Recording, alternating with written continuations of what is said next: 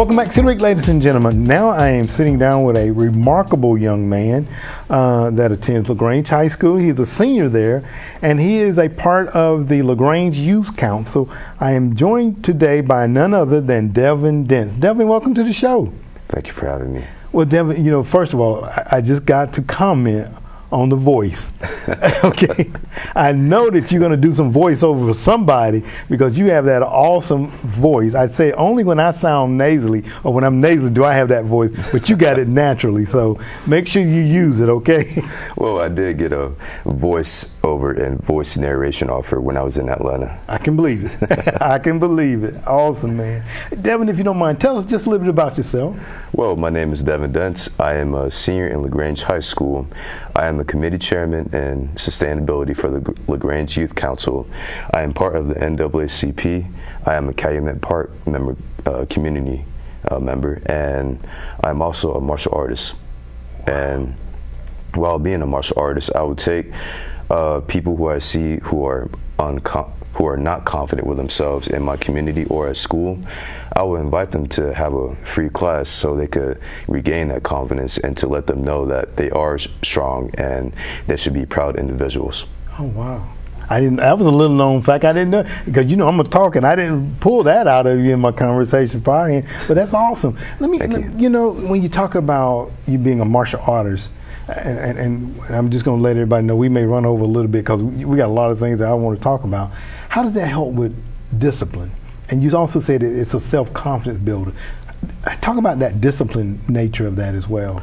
Well, developing discipline from martial arts, I could say I really joined to develop the mental tenacity, but also the physical tenacity for me as well. Okay. But after doing martial arts for almost a year right now, I've seen a significant change with how I move and how I think and how disciplined I am to do anything that I put my heart into. Okay. And I became more passionate with my goals I want to achieve. And also, with martial arts, there's one thing that's very important to me that it taught me: to have self-control and to never lose control. Self-control. That's that right there in a nutshell is so explosive. And Devin, we were talking before we came on, and I don't want this to be a kind of a sorrowful show or anything like that, but I do want to ask one question because you talked about self-control, and I think it ties into my question that I'm going to ask you here now. Over the last couple of weeks here, we've had a number of tragedies happen in our community where we had black-on-black crimes, young people that were killed. Talk about how that impacted you and how, if those individuals had to exercise a little bit of self-control, how it could have been resolved.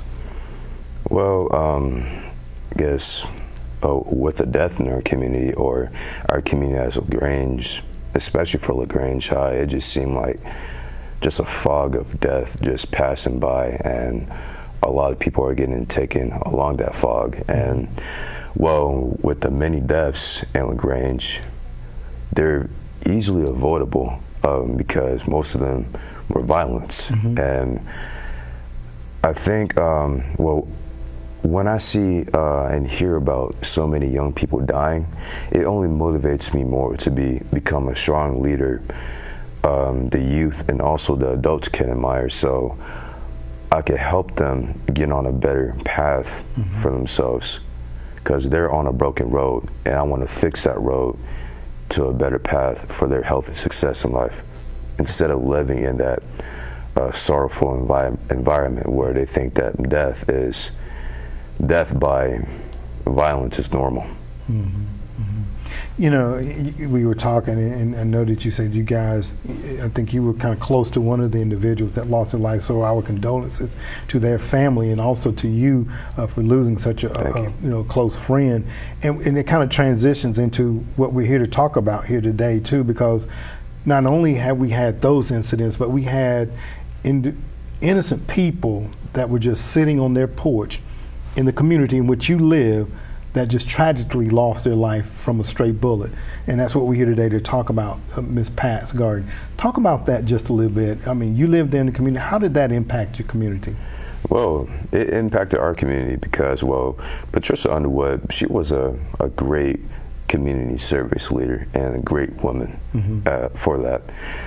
So she was a mother to us all, especially to the youth as well. And hearing her getting murdered by a stray bullet in her own store greatly impacted the community, because not only did we lose a very compassionate woman, but it just shows you that anything could happen, and we just need that type of violence to stop in our underserved communities, because an innocent person just lost her life to a conflict she wasn't in.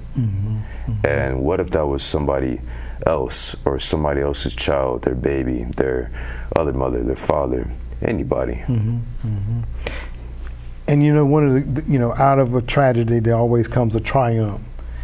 And like you said a moment ago, your focus, self-control, you didn't just sit on the sideline and say, well, why don't somebody do something? Why don't somebody do something?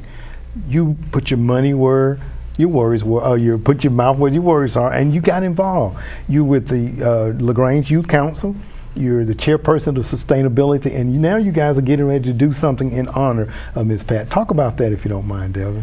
Well, in honor of Pat's Garden, well, the idea was created by Dr. Robert Tucker, and in LaGrange Youth Council, with my committee of sustainability, I've decided to start a fund run, well, the I Sweat Green Fund Run, to help build a fundraiser for the Pat's Garden Project. And the Pat's Garden Project is basically an honor for everything Pat has done for our community, and to also help feed the people who are in our underserved community. Okay, all right. I Sweat Green Fun Run, you say. Okay. It goes back to DeBron and his green, mild green garden growers. So you guys are going to be having a fun run, and that's going to be taking place on Saturday, April the 9th, right? Yes. Okay. Now, and Devin, I'm looking at the big boot you have down there on your foot. So we're going to slow the run down a little bit, right, for you. It'll be a fun walk, right? Yes, okay. Or just fun crutches. Fun crutches, okay, very good. Well, let me ask you, your community, tell them what they can do to get involved with this, the I Sweat Green Fun Run. Well, the registration fee is $20, and we're hoping that our community can get involved, because, well, Pat, she was known by almost everybody in Calumet Park, and we just want people to be there to show respect for Pat, for what she's done for our community, and not just the fun run as well, but we're hoping people from Calumet Park can help build the garden for our community. Okay, very good. Yeah, and then of course I know that the location, DeBron talked about the location where the garden will be located, and again, people can come out and help with that. Now, for the fun run, it's going to be held over at LaGrange. I understand at Granger track field, correct? Yes. Okay, all right. And you got registration that will be starting at 8 o'clock in the morning, and then the fun run itself will take place at 9 o'clock, correct? Yes. Okay, very good. Now let me ask you, to the community there, the community youth, I know that you'll be there, no doubt. Well, even I got the boot on. Even if you had the boot on, can stop me. That's right. My foot might be broken, but my spirit isn't. Oh my God, that's so awesome. So foot may be broken, but the spirit is not. So for those youth that don't have a broken foot, what would you say to them in order to get them involved with this? I wouldn't shame the youth for not having a broken bone. I would just very motivate them into being involved with their community projects, and you know, just to experience the love we could all show in that project. Like that same person who's showing love to the other person, we live in the same community. So this is who I am, and I want you to succeed, and I want you to strive out of this underserved community. But I'll be by your side to support you. That's the main focus I'm looking for, is for people to get together. Awesome, awesome. You know, and you were telling me, Devin, too, you guys do cleanup projects in your community as well. Yes. Talk about, because you do sustainability, on the sustainability, why is that so important to you as well, if you don't mind? Making sure that your community is kept in a decent manner. Well, I look at it as like this. Would you like it if your house is dirty, or if your room's dirty? So you also your community is also your home, and your home, it should be clean. And people think it's hopeless for cleaning your community. So sometimes your house might be dirty, it might get dusty, and it requires maintenance almost all the time. So as your community, when you clean your house, it's not just going to be one time and that's it. And that's the same way how we should act with picking up trash in our communities. And I mean, I see trash at my churches, at the parks where children are supposed to have fun at. I want my community to be a clean place to where people wouldn't just be so discouraged by how it looks, and it could bring a little shred of joy to their dysphoria. Yeah, absolutely. You know, Devin, so many things, and we could talk all day, but I just want to go back and recap, and I'm going to ask one final question before we finish up. But again, I just wanted to reiterate, this is the Ice Wet Green Fun Run that will be taking place on Saturday, April the 9th. Registration starts at 8 o'clock a.m. The run itself will take place at 9 a.m. We're asking for a $20 donation, and the donations will go to fund the Miss Pat's Garden there in the Calumet Village area. And this is all being spearheaded by none other than my guest here today, Devin Dents, who is the sustainability chair with the LaGrange Youth Council. Devin, let me ask you, because with the voice and with your focus and your self-control and getting ready to graduate, no doubt, here pretty soon. Yes. And I know that whatever path you choose, what's your next? What's next for you? Well, I just got my acceptance letter to Morehouse on Saturday. Wow, yes. Awesome. And I'm very passionate into becoming a leader society can be admired by, but also I want to become a doctor. Wow. My future is set in stone that I want to become a pediatric psychiatrist. Okay. Especially somebody who could cater to people in their underserved communities. Oh my goodness. You know, Morehouse, prestigious HBCU. I know that they're going to love having you there. And Devin, I'm just telling you, it's been awesome meeting you, and I definitely want to stay in touch with you as well, because I see, and as we close, give our youth one encouraging word, if you don't mind, just an encouragement to help our youth to know that by you are doing it, that they can do it too. Anything that you wanted to say to encourage the youth? This is my philosophy that I created. Actually, I got two. Okay. One, this is for everybody.